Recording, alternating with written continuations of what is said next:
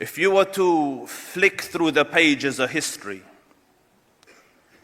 and come to the beginning of our history, or the history of our nation, as in the sovereign Muslim nation, you would notice that at that time, in that age or in that era, there were two main world powers, superpowers or empires. On the one side was the Persian Empire, and on the other side was the Roman Empire. And both of these empires had reached the zenith of power. They boasted political stability, economical prosperity, military capability, and an influence that extended over much of the globe. And then there, in the dry deserts of Arabia, lived the Arab race, a semi-nomadic people scattered across an endless desert. Their land was harsh, their climate difficult, their land barren, their people scattered, disunited, uneducated, undisciplined. And on the earth of God, it would be accurate to say that they had nothing going for them. So much so that the great conquerors of the past passed them by and didn't even look twice at them. They didn't even consider them a people worthy of conquest. Alexander the Great passed them by, the Romans passed them by, the Persians passed them by. They were an unnoticed, insignificant, uneducated, unlettered, undisciplined, disunited, a scattered group of people that added up to nothing much in the annals of human history. They were small, psychologically small. I don't think you will find too many people in the annals of human history where they bury their own daughters alive.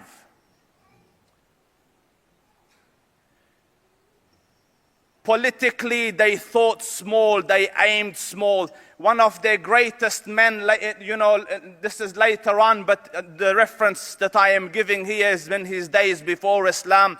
A man came and asked him, Ya Umar, what is your biggest aim in life? What is your biggest goal in life? What do you want to achieve in life? What do you live for? He said, I wish that if I could have a herd of camels, that I could breed and milk and live off that comfortably. That is my aim in life. They were a small people, population the numbers were not as big as the other countries.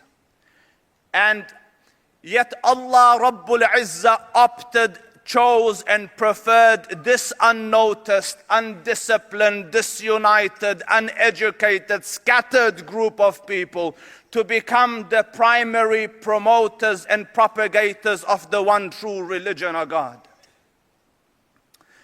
And I study history and I contemplate deeply about it, and for the life of me I am thinking, Ya Rab, the Romans were there, the Persians were there, armies were there, governments were there, governance were there, pomp was there, ceremony was there, and you opt for this unnoticed, disunited, undisciplined, uneducated group of people to become the custodians and the promoters and propagators of the salvation of the human nation.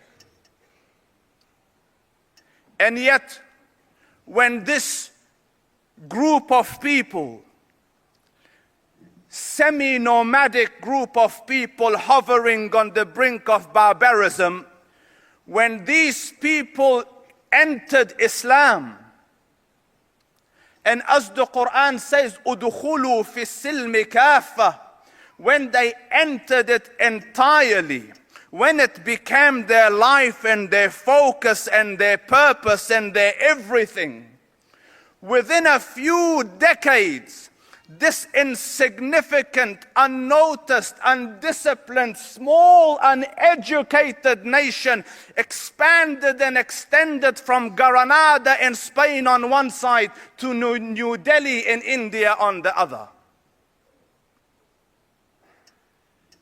History is making a point here. My Lord is teaching a lesson here. And that point in that lesson is this: that you can be the lowest of low, the most insignificant, unimportant, undisciplined, disunited nation on the face of this earth.